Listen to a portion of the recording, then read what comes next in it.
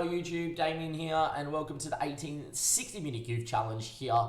And today we have got episode 12, and we signed the best player that we have here at Munich. We got the budget. We spend the budget yet again. It's a Patrick situation, but I tell you what, this guy is better than Patrick. He's joining at 16. He's Romanian, and his name is Batin. And everybody say hello to Batin. He is incredible. If you are enjoying the save, you're doing a youth challenge yourself, or that you've got a lot of good reasons coming through your club, give it a like and subscribe to the YouTube channel. Let me know in the comments exactly who you're getting, who you're managing, and who you're doing your youth challenge with. If you are enjoying the content, you want to see more live, like Skull was done previously in the Twitch chat, come follow us live on Twitch, come check us out when we're live, and obviously come watch the madness and be interactive with the community. It would be fantastic as well. But yeah, here is Batin. We also go through, obviously, our other signings too, and how we start the league. And it may shock you to see what we've done so far after 11 games in the league season. YouTube, Damien, YouTube. I've blown the money on one player. I know at the end of episode 11 that we said that we're going to, we got 2.2 million to spend and see what's going on. I've blown the money on one player. Like I did last season with Patrick, I've blown the money on Andre Batin. He came in at number 17 on the next gen list. We scouted him. He was this good. Look how good he is. He's going to come in and be part of the midfield three. I've got people coming in, right? And I've got all these people from America. I said in a previous episode, I've said it on Twitch, that we're not going to go out and sign too many people because we need to know exactly who our important players are moving forward. Who do we need to tie down? Who do we need to make sure becomes homegrown? Who is the players that are going to grow into being Bundesliga levels? We're only going to sign guys that come in and improve the first team. Andre Batin is one of them. He comes in 1.5 mil over the 2.2. That's because of it's a compensation fee to them, but then he wants money to sign to come in as well. I don't know how it equals out to 1.5 mil, but it does. I don't know if that's like so an additional 1 mil would be paid in potential clauses. Potential clauses. So that means that it's not potentially done that much damage. Because I read it as 600k is what's being paid now, and then it's over time. But there we are. It's fine. It doesn't bother me. He's coming in. I can't wait. He's so good. Like, we'll go through his stats here in a second when the game sims. I just want to see what day he's coming in on. Because I don't know if we have to wait till he's 18 or not. Because if he has to wait until he's 18, then it's really like whatever. But I think like Norway, Romania and all that, they can come in when they're 16. Right, can we just stop browsing? There we are. 1st of July, 2023. So he comes in here. It's Christmas Day for us. 1st of July, wherever it was. No. I need to keep going. Where's the 1st of July? There he is. So yeah, 1st of July, Martinelli and Batin come in, 2 first-team players. I cannot wait. Just have a look at him. He's fantastic. I'm going to go, and I think we're going to play. I've never got one to work, ever on FM. I've gone and played it many times when I'm in Playmaker and support. Never got it to work. I feel like in this 4-3-3, he's going to be my best player by a mile. He's already at the level. He's probably going to leave in about a year or 2 years' time, and so be it if that's the case. He doesn't become homegrown. We can never use him again. We cry, right? But just let this guy roam around and do what he wants. Just let him run around and do what he wants. Look how well-rounded he is, man. Like, he's up and down. He can move everywhere. The roaming playmaker means they have to track back as well defensively. And he can do that with the work rate. Got the natural 11 tackling, which is great. But for me, what it is just look how good he is mentally. Look how good he is physically. Look how good he is technically. I've said it many times before, my way of scouting. Anything when you're between the age of 15 and 17, this guy's 16. Anything that is 10, attribute stat of 10, or more will get to 15 with natural progression by the time they're 22 when growth really starts to stop. I think this guy is going to be, if we keep him for 3 years, a guy that gets us not only into the Bundesliga but a guy that could play in a Champions League game for us, and that is crazy to think about. I think he could be absolutely fantastic. He's worth the money. I'm guessing that means that we've lost a heap of our budget. I don't even care, man. Like, I don't even care. A lot of our signings are going to be done as frees anyway, so I do not care.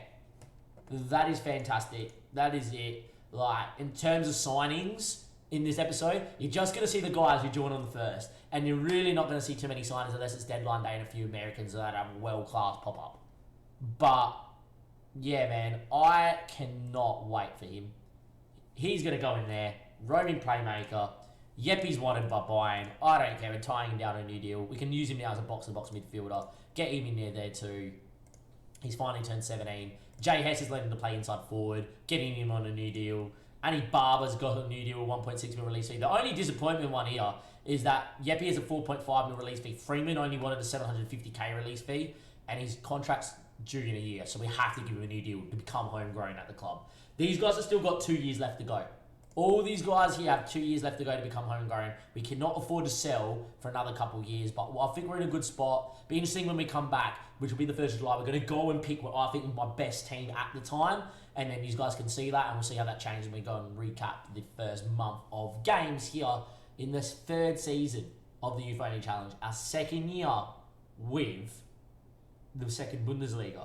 But with that signing there, I get excited because I really think we could have a little bit of a squad that can do some damage. And maybe we finish top half. We have got the 1st of July. We have got 2 important players confirming their signatures here at 1860 Munich. We have, of course, Andre Batin, a man that we touched on at the start of the episode. He joins at 16, the Romanian. He comes in, and I'm telling you right now, as our best player at the football club. He's also apparently my best hot prospect because he is obviously only 16, of course, as well. Comes in, looks absolutely fantastic. He's a 2nd Bundesliga level player. And if you just go to midfield on centre, he makes Jeppe Hansen just look that little bit but he also makes Christian, who's just signed in, look a little bit more whatever as well. But if you look at Jeppe, he's a league free player. It's good that we now know that a 3-star player is now just a league free capable player, and that anything beyond that is obviously a player that's of this sort of level. After signing him, Bayern Munich have now just lost interest in Jeppe. So what I think happened is Bayern thought, oh, Jeppe's your best player, Jeppe's 4.5, 5-star, we're going to pick him up. Now that we signed someone that is of the level, and we got someone in the squad that if you put him into the role that he's going to be playing, which is here, he's of the level, that means that, the rest of the squad kind of, goes in and around. It probably just shows you how good Jay Hess is an inside forward. He's learning that role, but apparently he's fantastic out there. I think he's fantastic. Shows you how good Mitchell is for us as well, being that, very good League 3, borderline League 2 player. Max Engel's of the level as well. The quicker that all these guys here grow to about 4-star, we know we've got people of just a level. That just shows where the squad is. The fact that we're talking about, oh my God, Batin comes in, 4-star player. Yeah, great, fantastic. Love it. He's fantastic. But if he's the guy that is the 2nd Bundesliga level player, the rest of our squad needs to go to 4-star to be formidable in this division. So just shows that we're a little bit way off. And then we got Christian Garcia, who I think is fantastic. I do see him being maybe a little bit small to be a centre-back. It is his most natural position. We do need a centre-back. He is going to play centre-back until we get a better centre-back. There is a temptation then to play him at full-back, but he only has 5 crossing. For me, he could be the guy that learns to play ball-winning midfielder, but then we do have, of course, Patrick coming in about a year or so's time. Christian's the sort of guy that if he gets his pace up, and I do think physically he's going to be absolutely crazy to have, because if we can get that pace up to 15 with the agility and balance, and then working on his marking, positioning, and he makes a good decision anyhow, he's the sort of guy that, I'm not your traditional big took centre-back, but I'm the sort of guy, ball over the top, I'm going to sweep up, I'm going to turn and chase, and put him alongside someone that's a bit taller, I think could be a really good option for us as well. So if you go into here and you go get him into centre-back there, I think we could be in a situation where it is pretty good to have. He will like to play on cover. I am going to put him on cover and then put Stefan probably to play just that little bit more, ball playing defender and defend. For me, Stefan is a guy that can actually play ball playing because he's got the 11 passing. As you can see, a lot of our guys are now growing into that, we're all promising sort of level because they've all been playing and all doing what needs to be done. I'm actually surprised Batin, by the way, does not play for Romania yet at 16. But yeah, look, I think he's fantastic and I think he's really good. What role would you play him in? For me, I think he's definitely a box-to-box, even though the game doesn't think so. Or he could be an advanced playmaker on attack. He could be a Mazzala on attack. Like, he could do it all. I actually feel like that we're going to get the most out of him being a roaming playmaker and let him just do what he needs to do. Because if you look at him as a roaming playmaker, I just look at him and go, yeah, all right, this guy is going to be absolutely incredible playing back in that role. And we are going to get him in, obviously, to be learning to play a roaming playmaker and to probably get him on that dribbling, ball control, first touch. So he's already got good first touch in that, so dribbling's naturally going to go up. Let's just work him on his shooting ability. get that long shot up, get that finishing up off the bat as well. But yeah, I feel like we're in a really good spot. Send them all on the intensive language course. I think that's two great signings. I think Christian's definitely a guy that, because of his height, he needs to be the quickest bloke around. So as much as I would like to work his marking early, I think quickness and pace, get that up to 15, and then, okay, then what are you going to do, lad? And hopefully I think it's then working on his marking ability, and then he may turn into a decent enough centre-back for us, but he's definitely an option to have. In terms of the rest of the squad, we do have the Freitas joining us soon enough as well. I don't know how we're going to use him, but I definitely want to use him. He turns, obviously, 18 on the 6th of the 7th, so only, 6 days away. He would be nice to use. I'm not going to come back with De Freitas in the team and signing, but we will obviously come back with a few of the performances at the start of the season, see how we go, and hopefully we'll just build a team that's good enough. I think we have. I look at this squad and I go, you know what? Those boys that are out there at the minute now will definitely do a job, and we're only going to improve on top of that as well. Welcome back, YouTube. It is the day after a Sunday session stream. I do recommend the Sunday sessions. They are pretty fantastic. Links down below to our Twitch, where we go live for a long time.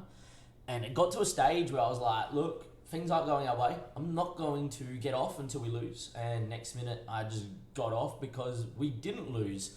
It's been a funny old time, but we've already played 11 games in the league. If you want to watch the badness live, links are on Twitch. There's only one game that I haven't played. It is early morning on a Monday. I've done some weekend work. I was away from work last week, so I do have a Monday off this week, which is fantastic. And the only game that the stream hasn't seen is we played bottom of the table VFL, and I did make one slight change, so we'll start here. We did win 4-0. They're pretty poor. Yeppy, for whatever reason, since signing his new contract, has reinstated. He wants to play as a ball-winning midfielder role on defend. That wasn't part of his contract. I do think the game is glitched. He's now unhappy that he's not playing as a ball-winning midfielder. So what I've done is I've dropped Stefan, who was the ex-club captain, moved Yeppy into the midfield of a midfield free as a ball-winning midfielder, so he can play on centre mid, and Batin's moved into a box-to-box, which is pretty fantastic in. As you can see, we've absolutely pumped VFL, but Yeppy has moved into that. And I will say in that game now, I know we played bottom, it just looked like the midfielders all of a sudden became more involved in the middle of the park. I think my big notice of the 4-for-3 is that sometimes the striker becomes too isolated, but it's been not too bad. And this run of form has been with some big injuries. Jay Hess has been injured for most of this run, and Ella Federiz has done well. So if we recap here, we did beat St. Pauline on the opening day 1-0 in a game that we weren't particularly great in. As you can see here, it was a very even game, a game that should have been, and both teams should have definitely scored in. Max Engel playing man of the match there. We then lost to MSV Duisburg, one of the newly promoted sides, at home, and they predicted to finish lower than us. Our prediction's gone from last to second to last to third to last. They're one of the two teams predicted to go down. And as you can see, this is sort of the way the stream was going yesterday. Dominated, 60% of the ball. Our possession's been great in the 4-3-3, but we did lose 2-0 to 2 chances, 2 from outside the box. Are you serious? We then got a very easy draw in the DFL Pokal. I'm about to go live for Freiburg and Dortmund. Dortmund. We're dead, aren't we? We're pretty much dead. But as you can see here, we did play to nobody. We won 3-0. Got a bit of rotation. This is the moment where we show you Tim. So Tim joined a little bit later than the deadline days and all that. I actually thought he was joining in 6 months' time, but his birthday was on the 14th of the 7th, so we got him on the 14th of July. And look, credit where credit's due, as he wanted to be a squad player, but I've basically played him in the 19s, as you can see here. And in 19s and 14 appearances, has 20 goals. And because of that, I've been using him sporadically in the league, where I think that, or in the cup, where I think we got a chance to bring him on. So as you can see, he came off the bench for his debut in the last game and scored, which was great. He also played once in the cup as a start. And just expect to see this guy just sit around and do a few things, because I look at him and I go, man, natural dribbler, natural finisher, could actually play as inside forward on the left, let's be honest. But Ella Federiz is just playing out of his skin with JS injured. It's ridiculous. Physically really well-rounded. Look, I'm now getting to a stage where I have too many strikers coming in, because I've got like Taylor Prado coming in and he looks good, and I've got the Chinese Taipei man coming in a year's time, and probably lacks technically and mentally, but very good physically, so be interesting to see. But anyhow, that's what's going on there. With Tim, but yeah, we're looking pretty good. We then lost to Dresden in the game that we weren't particularly great in, but Seven scored ahead of from late. Since making him captain, this guy's been a monster. He's got 2 goals, 2 assists as well as defending well. And then the run of form stage. I literally said, all right, we're getting off of the Jansenberg unless we win. because then I was going to go play COD with the boys, and I was like, you know what, we should be beating him. Newly a side that just stayed up last season, so there we are. Then played newly promoted FCSN, and we thought that the stream was over here, let's be honest, because I did employ the we'll play till we lose rule. And 2-0 down, getting absolutely dominated. Switch 4-2-4, and the moment we switched 4-2-4, game over. Sane got an assist. Jay Hess, I think, was the game. This is the game he picked up an injury, or might have been the next one. But yeah, we then beat Kiel 1-0. We then won 2-1 after being 1-0 down to Paderborn. We also then beat Bielefeld, newly promoted. They're having a stinker of a time. Yepi even got sent off. They only scored 94th minute, which was fantastic for us as well. Looked pretty good here too. That was the game JS got injured in, Bielefeld. We then drew to SVS, which wasn't great, but we were 1-0 down. We did dominate this game, as you can see here. Ella Federides has been banging goals, been fantastic. And then Batin, think he scores his first goal for the club around one of these games as well. It was a game we won it in late, I reckon. Or was it the equaliser in the 2-2? Batin, yeah. Here we are. So this is Andre Batin's first goal for the club. We moved into box-to-box, he scored. We moved him into box-to-box in the other game, and he scored. It looks like, as much as we're trying to get Batin to be the more creative player, we might as well just click on him quickly before we see the goal. The more we try to make him the more creative player, he hasn't done the business. Second thing is, he has not developed but only declined since coming here, which makes no sense because we're in a better division than I think the Romanian league. So yeah, look, just as long as he doesn't decline too much and we get promoted in the next few years, he will then obviously still develop at a higher level. But at the minute, I don't know why he's declining. I'm working on double training, working on the things that will make him better, but literally everything has just been going down. Like, you know how some players, it looks like they're going down, but they're still developing, sort of thing. My coach has been telling to me every month, Batin has, just decreased over 6 months, is diminishing, and I'm like, I don't know why. Anyhow, we started playing in the box-to-box role. Fantastic. Every time he looks in that role, he looks fantastic. And have a look at the goal to get a point here as well. Absolutely unreal goal. Great to see him open up his account. And we'll just rotate it here. Just gets there. Good credit where credit's due to Joel Sane to get a flick on here. But first time, pick it out, top bin, bag it 2-2. Thank you very much. We then drew to Ingolstadt 0-0 in a game that was very even, and we then obviously beat VFL. So yeah, pretty good. Yepi, I want to get him happy. He's a very good ball-winning midfielder. Don't get me wrong. I think he's a much better box-to-box. I do. Every time he's played box-to-box, he looks fantastic. Have a look at this season until we signed a new contract, averaging over a 7. But with the run of form we're on, there's a couple of teams with games in hand. We actually have a game in hand on SVS, but we're 4th, only a point outside of Hanover. It's just been a really good run of form. Now, don't get me wrong. We've got Dusseldorf next. We got SBVGG and Freiburg as the next 3 games in the league. So we literally play first, 5th, and first, 5th, and wherever Duisburg is. So we got first and Heimberg, first, 3rd, and 5th. There we go. We've got that out of my mouth. But there we are. Team looks good, looks fantastic. There's definitely a possibility after this, and I'll go live and we go stream these games. I'll use Freiburg, Dortmund, Dusseldorf, Darmstadt, SPFG. We've lost our last 5. The game goes, yep, not a problem. That's your run over, and we start sliding down the table because of poor morale. Last thing I will say is team cohesion for me has not grown once. If anyone can send help, that would be great. I've never had an issue. I've always been able to do it. I've been training it left, right, and centre as well, like all the stuff, like team bonding and all that. Does not grow. I don't know if that's to do with the youth players or not, but yeah, I don't understand why that's not growing. Anyway, from Dave and everybody else, I'll see you next time. And hopefully, when I come back and do some more post-com stuff for episode 13, we are still in and around the hunt for the playoffs or / promotion. I don't think we will be. I'm very content with the top half finish. I'm targeting 8th, 9th, or 10th. And if we finish there, build upon it again. A few more new signings come in that we've already done. Start re-scouting because all the players have come in and we can have a good look at them. We're in a good spot. So, yeah, look, keep going in this vein of form. We're definitely not going to get relegated. And we can start maybe dreaming of maybe that top 3 finish.